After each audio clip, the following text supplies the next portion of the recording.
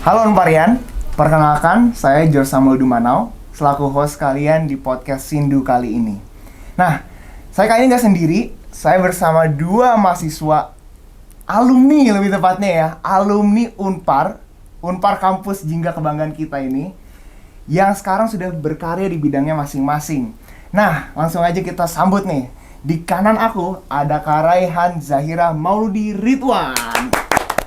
Nah, di samping kiri aku ada yang gak kalah keren, Kak Cherry Marlensia. Halo. Halo semua. Nah, langsung aku ceritain dikit mungkin ya tentang dua narasumber kita kali ini nih. Karena menariknya dua narasumber kita kali ini nggak begitu jauh sama kita nih teman-teman. Secara angkatan nih masih lumayan deket lah ya, masih muda lah ya. Masih muda, masih banyak bisa relate lah ya kurang lebihnya. Nah, di kanan aku nih Kak Raihan ini merupakan alumni hubungan internasional angkatan 2016. Nah, selama masa perkuliahannya, selain berkuliah, Kak Raihan ini juga mengikuti banyak banget international conference teman-teman, seperti model United Nations dan masih banyak lagi event-event international conference lainnya ya Kak Raihan ya. Nah, Kak Raihan ini juga merupakan seorang mahasiswa berprestasi Unpar tahun 2019. Kemudian mahasiswa berprestasi Jawa Barat Banten tahun 2019. Wah, makin gede lagi nih. Dan lebih gede lagi ya, mahasiswa berprestasi nasional tahun 2019. Wah, gokil banget ya teman-teman ya. Ini udah yang Bandung mah, udah yang di Unpar mah iya, Jawa Barat iya, di nasional juga iya. Nah, selain itu juga Kak Raihan ini lulus dengan penghargaan magna cum laude. Nah, setelah lulus, sekarang Kak Raihan sudah melalui berbagai perusahaan, termasuk juga bekerja di pemerintahan juga mungkin pernah, dan sekarang Kak Raihan bekerja sebagai Associate Account Manager di Google and YouTube. Nah, di samping kiri aku nggak kalah keren tentunya, ada Kak Cherry Marlensia, tadi sudah aku perkenalkan juga. Nah, Kak Cherry ini merupakan seorang alumni manajemen Unpar tahun 2018, angkatan 2018 ya. Ya, betul. Nah, Kak Cherry ini juga salah satu yang menyampaikan valedictorian speech loh saat acara wisudanya. Jadi teman-teman kalau lihat nih salah satu video Unpar yang pas acara wisudanya, wah ada Kak Cherry Marlensia teman-teman. Atau mungkin pernah ketemu juga mungkin di salah satu kampus visit ya? Atau apa sebutannya kalau di Unpar Ambassador ya? Iya, ya, di Unpar kampus visit, betul. Iya, karena Kak Cherry ini juga merupakan salah satu alumni Unpar Ambassador. Nah, selama masa perkuliahannya, selain tadi udah ada Unpar Ambassador ya, Kak Cherry Marlensia ini juga mengikuti berbagai perlombaan, tentunya yang berhubungan sama bisnis ya, sama manajemen bisnis kan. Ada berapa perlombaan yang Kak Cherry ikuti nih, seperti lomba business plan, yes. Kemudian juga yang belakangnya lagi sering banget sales competition. Exactly, sales competition yang kancahnya bukan nasional lagi nih teman-teman, udah internasional loh teman-teman. Jadi benar-benar mewakili Indonesia untuk berlomba di kancah internasional teman-teman ya. Nah, selain itu Kak Cherry ini juga kurang lebih mirip juga nih sama Kak Raihan nih, juga merupakan seorang Mapres, mahasiswa berprestasi Unpar tahun 2021. Yes, betul. Yes. Kemudian juga mahasiswa berprestasi Jabar Banten 2021 dan juga finalis nasional di tahun 2021. Wah, keren-keren banget ya alumni kita ya teman-teman. Jadi kita bakal banyak banget belajar nih. Dan terakhir juga Kak Cherry ini juga merupakan seorang business manager, sekarang berkarya di bidangnya, yaitu di bidang insurance, dan sekarang merupakan business manager di Manulife Indonesia. Yes, betul. Oke, nah keren-keren banget ya teman-teman, karena menarik banget nih kalau kita coba kulik dikit nih soal acara kelulusannya deh ya, karena tadi sempat cerita-cerita juga nih ya. Kalau bahas tentang kelulusannya Kak Cherry sama Kak Raihan nih. Kak Raihan sendiri lulus di tahun berapa acara wisudanya Kak? 2020 ya? 2020 awal. Benar, 2020 awal, jadi sebelum pandemi nih teman-teman. Angkatan terakhir sebelum pandemi yang wisuda ya. Iya. Dan Kak Cherry lulus di tahun 2021. 2021. Jadi angkatan pertama yang wisuda setelah pandemi. Wisuda setelah pandemi. Jadi wah teman-teman, ini ceritanya menarik banget ya dari dua narasumber kita kali ini. Dan itu salah satu dari cerita mereka, dari bagaimana mereka juga pernah merasakan kuliah offline. Nah, bagaimana juga teman-teman juga nanti kan akan mengalami kuliah offline nih. Jadi kita mungkin bakal banyak belajar juga nih dari kedua narasumber kita yang keren-keren ini ya. Nah, sekarang aku mau nanya-nanya nih sama Kak Cherry sama Kak Raihan sendiri nih. Kan sudah bekerja nih. Aku sendiri sebenarnya belum pernah terjun langsung nih di pekerjaan. Cuman satu hal yang aku udah sering denger nih, bahwa sekarang ini di dunia pekerjaan itu sangat dituntut suatu ekosistem kerja yang kolaboratif. Yes. yang mungkin bekerjanya tuh nggak sendiri, karena ya sebagaimana kita juga manusia, kita kan nggak hidup sendiri ya, kita butuh manusia lain. Nah, ekosistem kolaboratif ini jadi makin sering dikumandangkan dan memang juga jadi bagian dari pekerjaan sehari-hari. Mungkin orang akan bekerja sama orang lain gitu. Nah, ada satu fenomena nih kakak-kakak yang namanya free rider yang mau kita bahas di podcast kali ini. Nah, di podcast kali ini yang bertemakan, yang aku bakal ucapin juga, kita bakal bahas tentang Sindu nih pasti ya teman-teman ya. Sindu nih kakak-kakak ada masih inget gak nih Sindu apa nih? Sindu itu buat teman-teman, Kak Ceri mungkin masih ingat? Spiritualitas nilai dasar Unpar, betul ya? Betul banget. Oke. Lulus. Nah, nah kan dari nilai-nilai Sindu itu sendiri kan ada 3 nih yang kita perlu ingat-ingat terus nih, yang menjadi bagian dari Unparian sendiri nih, jati diri Unpar, yaitu manusia yang utuh, cinta kasih dalam kebenaran, dan hidup dalam keberagaman. Nah, khusus di podcast ini kita bakal bahas nih tentang temanya cinta kasih dalam kebenaran, salah satu nilai Unpar. Nah, salah satu nilai Unpar yang kita yang berada dalam Sindu itu sendiri. Nah, sekarang tadi kita lanjut lagi nih soal bahas mengenai free rider. Nah, free rider ini nih merupakan satu fenomena yang sekarang ini lagi sering marak nih di dunia edukasi, di dunia akademis, di mana ada nih fenomena di mana satu atau beberapa orang nih yang numpang nama dalam suatu pekerjaan. Nah, pastinya kan pekerjaan ini kan untuk menyelesaikan suatu masalah atau dalam melakukan suatu pekerjaan ya. Nah, dalam melakukan pekerjaan ini kan kita nggak mengerjakannya sendiri, tapi ada fenomena free rider ini nih, yang ada 1 atau 2 orang atau berapa orang ini yang numpang nama. Nah, kalau dari kakak-kakak sendiri nih, yang udah pernah merasakan pekerjaan juga, merasakan bekerja juga sama orang lain. Nah, bagaimana sih tanggapannya kakak-kakak mengenai fenomena free rider ini? Mungkin kita mulai dulu dari Kak Ceri mungkin. Gimana tanggapannya mengenai free rider? Mungkin kalau aku dari pas kuliah kali ya. Jadi waktu pertama kali online, kalau Kak Rehan mungkin waktu itu nggak online ya, offline ya. Jadi pas aku online tuh itu mulai banyak banget. Jadi mungkin kalau teman-teman nonton juga di video sebelumnya, itu kan aku juga ikut sebagai tim, itu kita mengangkat yang emang terjadi gitu. Jadi pas online memang mungkin banyak banget yang yang namanya free rider gitu ya, numpang nama doang. Jadi ya emang tugas, tapi pas lagi ngerjain tuh hilang gitu kan. Ya itu sebenarnya kita bisa lihat 2 sisi. Jadi kalau misalnya yang pertama mungkin bagi kita itu cukup merugikan ya, karena kan kita yang ngerjain, kita yang susah payah, malah mereka juga dapat nilai gitu. Sama gitu kan. Tapi setelah aku bekerja juga lama-lama, aku lihat ya sebenarnya ada sisi positif juga buat kita yang sebagai korban ceritanya. korban ceritanya ya. Serem banget ya. Tapi sebenarnya kalau misalnya kita sukarela gitu ya, sebenarnya nanti kita kan yang dapat ilmu lebih, bener nggak sih? Jadi ya sebenarnya kalau misalnya mau diomongin tentang free rider, kita ketemu sama orang free rider, ya udah kita harus menganggap diri kita, ya udahlah kita untung kok. Kita yang ketemu nih sama mereka, jadi kita yang lebih banyak belajar gitu. Jadi kita lebih banyak menguasai ilmu. Tapi kan tetap aja Unpar kita nggak membolehkan seperti itu gitu ya. Kita kan mau cinta kasih dalam kebenaran gitu ya. Jadi kita karena melihat teman-teman kita sendiri, Unparian juga kayak gitu, kita nggak mau dong mereka kayak gitu. Nah makanya gimana caranya kita negur mereka nih. Di film itu kan juga kita berusaha untuk gimana sih caranya negur, meskipun itu hal yang menurut kita, aduh temen sendiri deh, kayaknya nggak usah deh gitu kan. Tapi namanya kita di Unpar, pasti kita juga berusaha untuk ngajak teman-teman semua ini melakukan hal yang benar. Jadi karena free rider nggak benar, ya kita harus lawan gitu. Dan untungnya selama aku berkuliah di Unpar, aku ketemu yang kayak gitu, ya kadang ada yang bisa dibilangin, kadang ada yang nggak bisa juga gitu ya, keburu hilang duluan.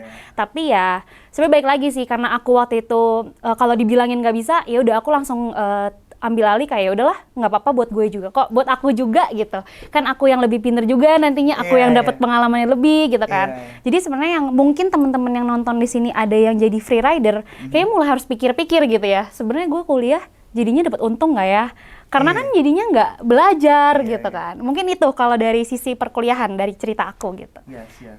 Wah menarik banget ya. Jadi dari Kak Ceri sendiri udah bahas nih bahwa ada 2 sisi koin lah ya dalam fenomena free rider ini, bahwa ternyata free rider ini di satu sisi itu memang tidak mungkin akan buruk bagi si ininya ya, merugikan lah ya bagi korban. Bagi korbannya, kita, tapi di sisi lain juga kita yang dapat ilmu. Iya, betul. Terutama buat kita mungkin kakak-kakak yang ambisius banget ya memang ya.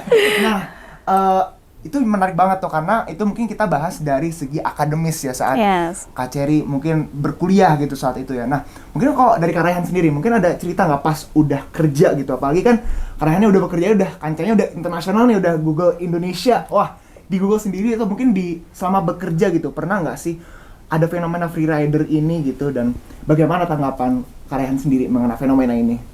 Oke, nah sebenarnya kalau misalkan berbicara tentang freerider, menurutku walaupun kita mau kerja dimanapun juga pasti akan ada orang yang seperti itu. Cuman kembali lagi kalau misalkan kita mau menjudge bahwa orang itu buruk, sebenarnya alangkah lebih baik kita lebih tahu dulu kayak alasan orang tersebut menjadi freerider itu apa.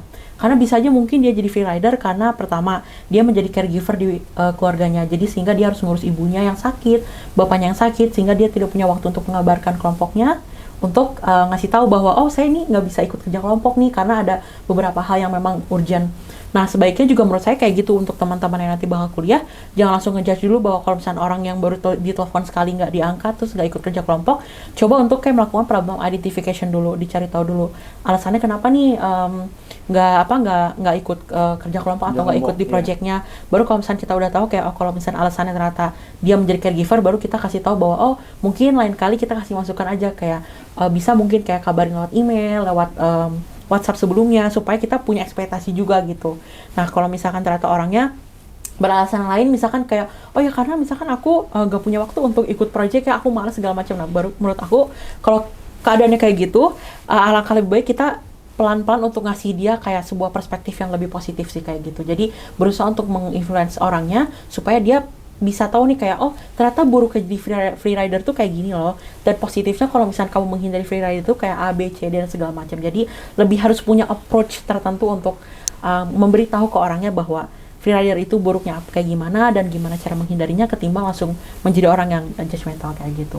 Wow, itu perspektif yang baru lagi. Perspektif baru banget loh. Perspektif baru banget. Ini ada cinta kasih banget loh. Cinta kasih dan kebenaran nih teman-teman. Jadi benar-benar kita jadi belajar satu hal yang baru lagi nih, bahwa yang namanya freerider ini pasti ada satu penyebab lah ya, ada a cause to why this happens ya. Nah, ini tadi Kak Raihan udah cerita nih bagaimana kita harus mengidentify dulu nih pertama. Identify kenapa orang ini menjadi freerider, dan kita juga mulai mungkin memberikan sedikit penyuluhan atau mungkin kita juga mendekati orangnya juga gitu ya. Mungkin lebih kayak kita memberi sedikit masukan atau nasihat gitu bagaimana kenapa pertama menjadi freerider gitu. Nah, kalau mungkin ternyata benar juga bisa jadi orang yang freerider ini ada seorang caregiver bagi orang tuanya atau bagi keluarganya, atau mungkin memang ada kegiatan lain yang memang sangat urgent sekali ya, sangat tidak bisa diganggu, dan memang mungkin ada banyak hal dipertaruhkan gitu untuk dia menjadi freerider ya. Nah, ini menjadi satu perspektif yang menarik lagi teman-teman, karena berarti kita juga mengedepankan namanya komunikasi sama antar kelompok ya. Betul. Bener banget. Jadi komunikasi antar kelompok itu juga penting banget supaya kita tuh nggak cuman mungkin yang bisa aku ambil mungkin kita jadi satu kelompok itu nggak cuman secara profesional atau mungkin nggak cuman melakukan satu pekerjaan gitu, tapi kita bisa sama-sama juga mengenal satu sama lain juga gitu jadinya ya. Jadi kita mengetahui latar belakang mereka, ada apa dalam kehidupan mereka, dan mengenal mereka lebih dalam ya. Nah, ini menarik banget ya teman-teman, karena kita udah masuk banget nih ke dalam topik Sindu ini, dalam mengenai cinta kasih dalam kebenaran. Karena wah udah banyak banget nih topik yang kita bahas mengenai bagaimana menanggulangi freerider ini untuk terjadi. Nah teman-teman, mungkin kita sekarang akan bahas nih mengenai, kita akan coba bahas mengenai gimana sih kakak-kakak ini mengaplikasikan nilai-nilai Sindu itu mungkin dalam kehidupan sehari-hari atau mungkin sejak perkuliahan gitu. Nah mungkin sekalian juga nih kasih motivasi ke teman-teman mahasiswa baru yang baru mulai perkuliahannya ya, apalagi bentar lagi offline gitu ya, dan gimana untuk mungkin ya cara motivasi untuk mereka gimana mulai perkuliahan, juga bagaimana menghidupi nilai-nilai Sindu dalam kehidupan sehari-hari. Mungkin boleh dari Kak Cherry nih. Oke, aku ya. Mungkin kalau yang tadi gimana cara kita menghidupinya, yang pasti teman-teman harus terbiasa dulu. Jadi kalau yang namanya kita kan baru dikasih tahu ilmu baru gitu ya, nilai-nilai baru, oke mungkin kita masih asing gitu ya. Mungkin teman-teman di sini masih ngeliat aduh Sindu tuh apa sih, pasti gitu ya pikirannya. Nah tapi lama-lama percaya deh, selama aku kuliah di Unpar, tadi kita juga bahas ya kayak di depan ya, tadi kita ngobrol-ngobrol kalau kita nih udah di Unpar nih udah bener gitu, udah di universitas, ya udah bener banget, karena di Unpar juga kita diasah juga menjadi pribadi yang terus berkembang, lebih baik dan lain-lain, karena tadi nilai-nilai Unpar juga gitu ya. Jadi teman-teman selama kuliah coba membiasakan diri aja. Jadi karena nanti lama-lama karena udah terbiasa, udah kayak ya udah jadi diri sendiri kita yang udah lekat gitu sama nilai-nilai Unpar. Dan kalau misalnya motivasi ya teman-teman menjadi mahasiswa itu ya mungkin memang gak mudah di awal, tapi percaya kalau misalnya teman-teman selalu membuka diri untuk sebuah kesempatan atau misalnya teman-teman mau berkembang dan berubah menjadi lebih baik, itu pasti ada jalannya. Aku pun selama perjalanan menjadi ya tadi kita berlatar belakang mahasiswa prestasi ya kayak itu juga nggak langsung tiba-tiba jadi mapres, tapi kita juga dari kecil, hal kecil dulu. Jadi misalnya kita dari awal ketemu ini, ikut lomba ini, ikut kegiatan ini, sampai akhirnya jalan kita yang menuju ke sana gitu. Jadi ya mungkin teman-teman di sini tetap semangat aja, apalagi baru mulai kuliah dan kuliah offline itu seru. Jadi teman-teman beruntung juga akhirnya merasakan kuliah offline. Mungkin itu dari aku. Thank you Kak Cherry. Wah, keren banget ya motivasi teman-teman. Jadi benar-benar Kak Cherry juga udah merasakan kuliah offline juga cara menghidupinya yaitu karena terbiasa ya. Yes, bisa karena terbiasa gitu ya. Dan ya kita sebagai Unparian alangkah baiknya untuk kita menghidupi nilai Sindu itu ya teman-teman. Nah, dari Kak Raihan ya mungkin boleh sedikit motivasinya nih buat mahasiswa-mahasiswa baru nih, apalagi mungkin yang dari jurusan HI juga nih, dari FISIP yang memang terkenal kan Bang Paper ya. Nah, mungkin juga boleh nih motivasi buat teman-teman mahasiswa baru nih yang baru mulai kehidupannya di Unpar, kemudian juga bagaimana sih menghidupi nilai-nilai Sindu itu, Kak? Oke, nah kalau untuk menghidupi nilai Sindu, sebenarnya kita harus percaya bahwa kita itu hidup kayak sebagai pohon. Pohon itu kan ada daunnya sama ada batangnya dan juga akarnya. Nah, aku percaya bahwa Sindu itu bisa menjadi batang sama akar dari diri kita sendiri. Jadi kalau misalnya kita hidup nggak ada nilai fondasinya juga nggak kuat, maka hidup kita juga nanti bakal goyah gitu selama perjalanan dalam menjadi mahasiswa di Unpar. Maka dari itu selalu percaya juga bahwa kita harus, kalau jadi manusia itu harus punya akar yang kuat, harus punya batang yang kuat, sehingga kita kalau menjadi pohon bisa menjadi orang yang memang bermanfaat bagi lingkungan sekitar kita, kayak gitu. Nah, lalu kalau untuk motivasi sebenarnya kalau kuliah itu, kalau kalian harus tahu, jadi kuliah itu ada sistem tabur tuai. Apa yang kalian tabur selama kuliah, nanti tuh hasilnya bakal kalian nikmati setelah kuliah nanti. Makanya jangan sekali-kali untuk kayak menyia-nyiakan masa kuliah, karena menurut aku masa kuliah itu adalah fase yang sangat terpenting bagi kalian sebelum kalian terjun ke hutan yang sangat luas di luar sana kayak gitu. Jadi saran aku sih itu, jadi jangan sia-siakan masa kuliah, manfaatkan sebaik mungkin, ikut lomba, ikut organisasi, tapi perlu pilah-pilah juga mana yang memang valuable dan juga impactful bagi diri kalian. Wow, oke, ini udah bener-bener kita dapat dua perspektif yang kurang lebihnya memang mirip juga ya, karena Kak Cherry tadi udah saranin juga untuk kita dikit demi sedikit ya, kita mulai ikut lomba, kemudian juga aktif di organisasi. Demikian juga tadi Kak Raihan juga memberikan motivasi untuk kita juga aktif ya, nggak cuma di dunia perkuliahan ya, nggak cuma dalam membuat nilai yang bagus, tapi kita juga aktif di bidang organisasi, ikut lomba dan macam-macam, karena peluangnya di Unpar gede banget ya berarti. Banyak ya banget buat berkembang. Nah, untuk berkembang, jadi penting juga tuh teman-teman untuk kita punya growth mindset, untuk kita bisa terus berkembang juga, dikit demi sedikit kita bisa menjadi sukses juga nih kayak kakak-kakak kita nih yang keren-keren banget. Nah, thank you banget kakak-kakak untuk waktunya, untuk motivasi-motivasinya dan juga bagaimana kita bisa menghidupi nilai-nilai Sindu nih teman-teman. Jadi itu aja dari kami dan sampai berjumpa di lain kesempatan. Dadah. Bye.